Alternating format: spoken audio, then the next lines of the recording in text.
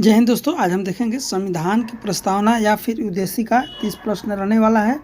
बहुत ही इम्पोर्टेंट प्रश्न है, तो इसे ज़रूर रट ले, देख ले। ये सारे वीवीआई प्रश्न हैं और चैनल पर नए होंगे तो चैनल को सब्सक्राइब कर लीजिएगा। चैनल का नाम है यूपी कैरियर 2.3। कुछ इस तरह का प्रश्न रहेगा। चलिए प्रश्न को देखते हैं।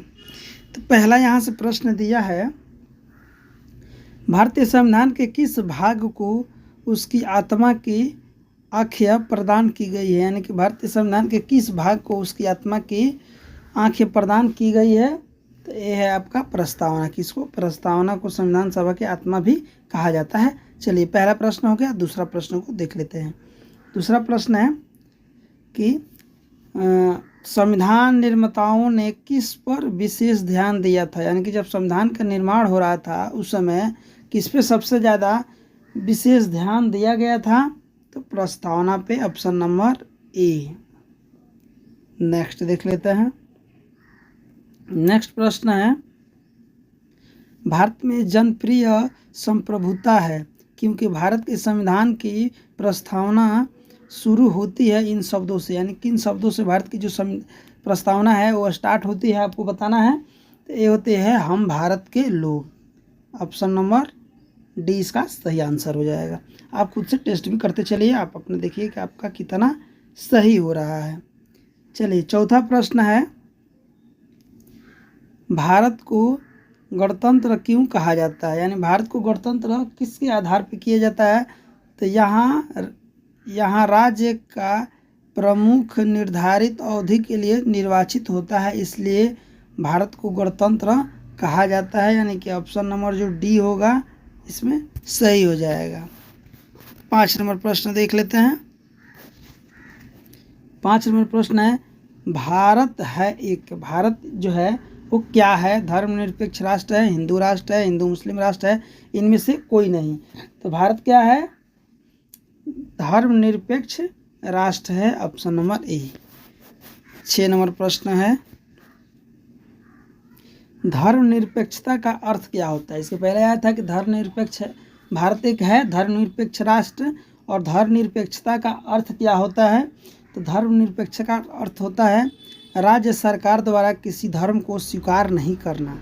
राज्य सरकार द्वारा किसी धर्म को स्वीकार नहीं करना ही धर्मनिरपेक्ष राज्य है। यानी कि जो भारत है, अपना देश है, इसमें किसी एक राज्य के अंदर विशेष धर्म को मान्यता नहीं दिया गया है कि आप इसी धर्म को मानिए। ठीक, तो इसका सही आंसर हो जाएगा ऑप्शन नंबर सी। ये प्रश्न आया हुआ भी है यूपी कांस्टेबल 2014। चलिए 7 नंबर है, भारत एक धर्मनिरपेक्ष राज्य है। इसका मतलब है कि भारतीय राज्य कैसा है, किसका समर्थन करता है। भारत एक धर्मनिरपेक्ष राज्य है तो किसको मानता है, आपको बताना है। तो ये प्रश्न है, किसी निश्चित धर्म का समर्थन नहीं करता है। ऑप्शन नंबर इसका डी हो जाएगा। किसी निश्चित धर्म का समर्थन नहीं करता, यानी कि धर्म विरोधी नागरिक को समर्थन करता है तो नहीं करता है। ये नहीं है कि आप धर्म का विरोध कर रहे हैं तो आपको भारत का जो भारत देश है आपको कहेगा कि ना आप ठीक कर रहे हैं, तो ये गलत है। बहुसंख्यक समुदाय के धर्म का समर्थन करता है तो नहीं करता है। यानी कि कहीं कोई ऐसा समुदाय है जहाँ पे सबसे ज़्यादा किसी एक वर्ग के, एक धर्म के समुदाय के लोग रह रहे हैं तो बोलेंगे कि मेरा ही धर्म यहाँ पे मान्यता होगा, तो ऐसा कुछ नहीं है। तीसरा है, अल्पसंख्यक समुदाय के धर्म का समर्थन करता है तो नहीं। यानी कि इसका सही हो जाएगा कि किसी निश्चित धर्म का समर्थन नहीं करता है। 8 नंबर प्रश्न है, गणतंत्र क्या होता है। गणतंत्र होता है, लेकिन गणतंत्र क्या होता है आपको यहाँ पे बताना है। तो गणतंत्र का मतलब होता है राज्य जहाँ पर अध्यक्ष वंशगत रूप से ना हो, उसको गणतंत्र कहते हैं। यानी कि गण यानी कि लोग, यानी कि कोई भी प्रधानमंत्री मुख्यमंत्री बन सकता है। ये नहीं है कि वो वंशानुगत चलेगा कि हम थे, हमारे लड़के होंगे, हमारे नाते होंगे, ऐसा कुछ नहीं है। तो गणतंत्र का मतलब होता है राज्य जहाँ पर अध्यक्ष जो है वंशानुगत रूप से नहीं होते हैं। तो इसका सही हो जाएगा ऑप्शन नंबर डी। 9 नंबर प्रश्न को देखते हैं। निम्नलिखित में से वे 2 शब्द कौन हैं जिनका संशोधन 42वें संशोधन द्वारा संविधान की उद्देशिका में किया गया था। यानी कि संविधान के 42वें संशोधन में की उद्देशिका में क्या किया गया था, वो दो शब्द आपको बताना है। तो वो दो शब्द है समाजवादी और धर्मनिरपेक्ष। क्या? समाजवादी और धर्मनिरपेक्ष। ऑप्शन नंबर सी इसका सही हो जाएगा। यही दो शब्द का संशोधन हुआ था 42वें संविधान संशोधन में। चलिए आप देख लेते हैं 10 नंबर प्रश्न है कि भारतीय संविधान की प्रस्तावना में भारत को किस रूप में घोषित किया गया है। भारतीय संविधान की प्रस्तावना में भारत को किस रूप से घोषित किया गया है? या सार्वभौम प्रजातांत्रिक गणराज्य है। इन 4 ऑप्शन है। ऑप्शन पढ़ोगे तो ज़्यादा समय लगेगा। तो इसका सही आंसर हो जाएगा सी। क्या हो जाएगा? सी इसका सही हो जाएगा कि एक प्रभुत्व संपन्न समाजवादी धर्मनिरपेक्ष प्रजातांत्रिक गणराज्य है। ऑप्शन नंबर सी यही इसका सही हो जाएगा। चलिए 11 नंबर है भारत एक गणतंत्र है, इसका क्या अर्थ होगा। ये देखिए यूपीपीसीएस 1997 में पूछा है कि भारत एक गणतंत्र है, इसका क्या अर्थ होगा। तो भारत एक गणतंत्र है इसका है कि भारत में वंशानुगत शासन नहीं है। इसका इस 4 ऑप्शन में से यही सही आंसर होगा। 12 नंबर है निम्नलिखित में से कौन शब्द भारत के संविधान की उद्देशिका में नहीं है, यानी है नहीं बताना है, क्या इसमें नहीं है। समाजवादी, पंथ निरपेक्ष, सब प्रभुत्व संपन्न, लोक कल्याण। तो इसमें क्या नहीं है? तो लोक कल्याण शब्द जो है उद्देशिका में नहीं है। ये आपको मध्य प्रदेश पीसीएस 2004 में आया है। सारे प्रश्न आए हुए करा रहा हूँ। कल्याणकारी राज्य का क्या उद्देश्य है? कल्याणकारी राज्य का मतलब क्या होता है? तो होता है कमजोर वर्गों को कल्याण का प्रबंध करना, यानी कि जो कमजोर वर्ग है उनके कल्याण के लिए प्रबंध करना ही कल्याणकारी राज्य का उद्देश्य होता है। ये भी आपको देखिए यूपी कैबिनेट 2004 में आया था। 14 नंबर है भारत को एक गणराज्य मुख्य रूप से माना जाता है, क्योंकि भारत को एक गणराज्य माना जाता है मुख्य रूप से। इसका मेन रीजन क्या है कि किसके आधार पर माना जाता है? तो राज्य अध्यक्ष का यहाँ पे चुनाव होता है, इसके आधार पे गणराज्य मुख्य रूप से माना जाता है कि यहाँ पे जो अध्यक्ष होंगे राजाध्यक्ष, उनका चुनाव होगा, जो जीतेंगे वही बनेंगे। ये आपका एसएससी 1999 में आया है। 15 नंबर है भारतीय संविधान की प्रस्तावना के सिलसिले में संविधान निम्नलिखित में से कौन सा क्रम सही है। यानी कि भारतीय संविधान की प्रस्तावना के सिलसिले में निम्नलिखित में से कौन सा क्रमवार जो है आपको सजाना है, कौन सा उसमें सही होगा। ये होगा सार्वभौम सत्ता संपन्न समाजवादी धर्मनिरपेक्ष जनवादी गणतंत्र, यानी कि ऑप्शन नंबर इसका डी सही हो जाएगा। 16 नंबर है संविधान की प्रस्तावना में प्रयुक्त शब्द सेकुलर का अर्थ क्या होता है। सेक्युलर एक शब्द है, इसका अर्थ क्या होता है? संविधान में इसका प्रयोग किया गया है। तो इसका होता है सभी नागरिकों को धर्म एवं उपासना की स्वतंत्रता मिलता है। धर्मनिरपेक्ष सेकुलर भारत के संविधान की प्रस्तावना में जोड़ा गया था। इसके विषय में निम्नलिखित में से कौन सा कथन सही होगा। यानी कि सेकुलर जो शब्द है वो संविधान की प्रस्तावना में जोड़ा गया था, लेकिन इसमें से जो 4 कथन है, 4 कथन में से कौन सा कथन सही होगा आपको बताना है।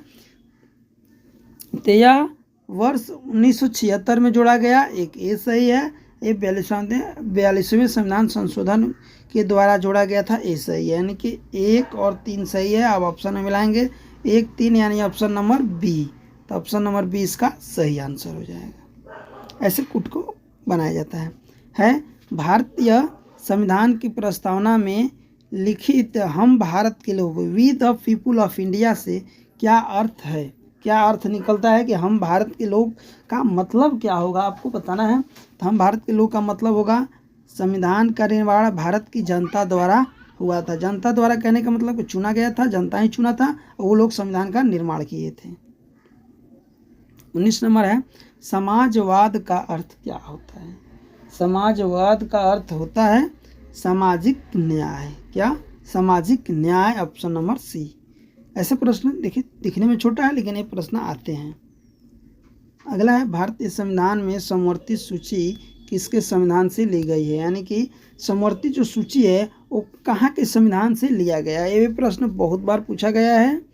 ये हमेशा प्रश्न आते हैं। समवर्ती सूची जो है वो किस संविधान से लिया गया है? यूएसए से, कनाडा से, जर्मनी से, ऑस्ट्रेलिया से। तो ये लिया गया है ऑस्ट्रिया से, ऑस्ट्रेलिया, ऑप्शन नंबर डी। अगला है, ये बहुत इंपॉर्टेंट प्रश्न है। भारतीय संविधान की आत्मा किसे कहा जाता है? भारतीय संविधान की आत्मा जो है किसे कहा जाता है? तो प्रस्तावना को, ऑप्शन नंबर ए इसका सही हो जाएगा। 22 नंबर प्रश्न देखिए, ये सारे प्रश्न जो है आपके भारतीय संविधान की प्रस्तावना का प्रश्न है। जो जितने प्रस्तावना के अंदर प्रश्न है ये आपका पार्ट 1 है। पार्ट 2 इसका जल्द ही आपको मिलेगा। ये अभी पार्ट 2 है, कुछ इंपॉर्टेंट प्रश्न है, कुछ और इंपॉर्टेंट पार्ट 2 में मिलेगा। सार्वभौमिकता है, भारत में लौकिक सार्वभौमिकता है क्योंकि संविधान की प्रस्तावना प्रारंभ होती है किससे? तो हम भारत के लोग से। इससे हम भारत के लोग, इसके पिछले प्रश्न में यही था, हम भारत के लोग, यानी we the people of India. Option number A सही हो जाएगा। अगला है, भारतीय संविधान की प्रस्तावना किस क्रांति का प्रभाव नहीं है या नहीं झलकता है? यानी कि कौन सा क्रांति हुआ था जिसमें प्रस्तावना का प्रभाव नहीं झलकता है? फ्रांसीसी क्रांति 1789, अमेरिकी क्रांति 1776, वेल्सोविक क्रांति 1917, चीनी क्रांति 1912। यानी कि किसका क्रांति का प्रभाव इस पर नहीं झलकता है? तो यह है चीनी क्रांति 1912 का, कुछ भी यहाँ पे नहीं दिखता है उसका प्रभाव। अगला है 24 नंबर प्रश्न, मूल भारतीय संविधान के अनुसार भारत एक डैश है। भारत एक क्या है? ऐसे ऐसे प्रश्न हमको पूछते हैं। तो प्रभुत्व संपन्न लोकतंत्रात्मक गणराज्य है। ऑप्शन नंबर ए इसका सही हो जाएगा। 25 नंबर है, संविधान के नेक्स्ट है, संविधान के अंतर्गत भारतीय लोकतंत्र के आदर्शों को हम कहते हैं।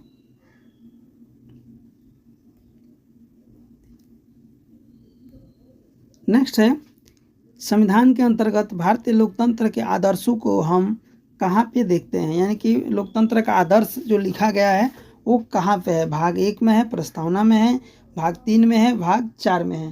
तो हो जाएगा प्रस्तावना में इसके आदर्शों को देखा जाता है। Option number B. 26 नंबर है, 42वें संविधान संशोधन अधिनियम 1976। यानी देखिए ये प्रश्न ऐसे पूछा जाएगा कि 42वां संविधान संशोधन कब हुआ? एक यहाँ से प्रश्न मिल जाएगा। तो 1976 में हुआ था। 1976 में कौन से संविधान का संशोधन हुआ था? तो 42वें संविधान का संशोधन हुआ था। 2 प्रश्न मिल जा रहा है। एक प्रश्न है कि 42वें संविधान संशोधन अधिनियम 1976 द्वारा प्रस्तावना में किस शब्द को नहीं जोड़ा गया है? ये ध्यान देना है। ये नहीं देना है कि क्या जोड़ा गया, नहीं, यहाँ पे देना है कि नहीं जोड़ा गया है, उसको ध्यान देना है। ऐसे ही आजकल प्रश्न मिल रहे हैं। तो गुट निरपेक्ष को नहीं जोड़ा गया है, बाकी ये भी जोड़ा गया है, ये भी जोड़ा गया है, ये भी जोड़ा गया है।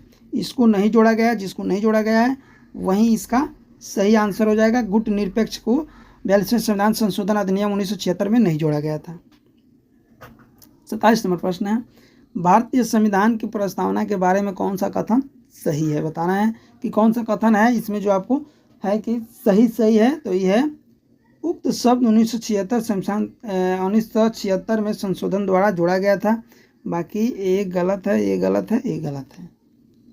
चलिए 28 नंबर है, भारतीय संविधान के किस प्रकार के लोकतंत्र को अपनाया है? भारतीय संविधान ने किस प्रकार के लोकतंत्र को अपनाया है? संवैधानिक राजतंत्र, वंशानुगत लोकतंत्र, लोकतांत्रिक राजतंत्र, लोकतांत्रिक गणतंत्र। देखिए सारे अब जो ऑप्शन है कुछ मिलता है, तो ये तो होगा नहीं, वंशानुगत है नहीं, संवैधानिक राजतंत्र तो है नहीं, इसको ध्यान देना है। लोकतांत्रिक तो है लेकिन राजतंत्र नहीं है, तो ये गलत होगा। सही होगा लोकतांत्रिक गणराज्य, इसको ध्यान देना था। 29 नंबर प्रश्न और सेकंड लास्ट प्रश्न है, भारतीय संविधान की प्रस्तावना में वर्णित लोकतंत्र को किस रूप में स्वीकार किया गया है? अब बताना है कि लोकतंत्र किस रूप में स्वीकार किया गया है। राजनीतिक राजतंत्र, आर्थिक लोकतंत्र, सामाजिक राजतंत्र, उपरोक्त सभी। इसका सही आंसर हो जाएगा उपरोक्त सभी, यानी कि लोकतंत्र को राजनीतिक राजतंत्र के रूप में भी स्वीकार किया गया है, आर्थिक लोकतंत्र के रूप में भी स्वीकार किया गया है, सामाजिक राजतंत्र के रूप में भी स्वीकार किया गया, यानी कि ऑप्शन नंबर डी इसका करेक्ट आंसर हो जाएगा। और अंतिम प्रश्न है, भारतीय संविधान की प्रस्तावना के रूप में भारत के शासक को सर्वोच्च सत्ता किसमें निहित है? भारतीय संविधान की प्रस्तावना के अनुसार भारत के शासन की सर्वोच्च सत्ता किसमें निहित की गया है? जनता में, मतदाता में, राष्ट्रपति में, संसद में। 4 ऑप्शन में से एक सही होगा, वो है आपका जनता। जनता को सर्वोच्च सत्ता निहित किया गया है भारतीय प्रस्तावना के अनुसार। तो यही आपका 30 प्रश्न रहा, अब सारे इंपॉर्टेंट प्रश्न रहे। पार्ट 2 इसका जल्द ही मिल जाएगा, और चैनल पर नए होंगे तो चैनल को प्लीज़ आप सब्सक्राइब जरूर कर दीजिएगा। Thank you. इंपॉर्टेंट प्रश्न रहे, पार्ट 2 इसका जल्द ही मिल जाएगा, और चैनल पर नए होंगे तो चैनल को प्लीज़ आप सब्सक्राइब जरूर कर दीजिएगा। Thank you.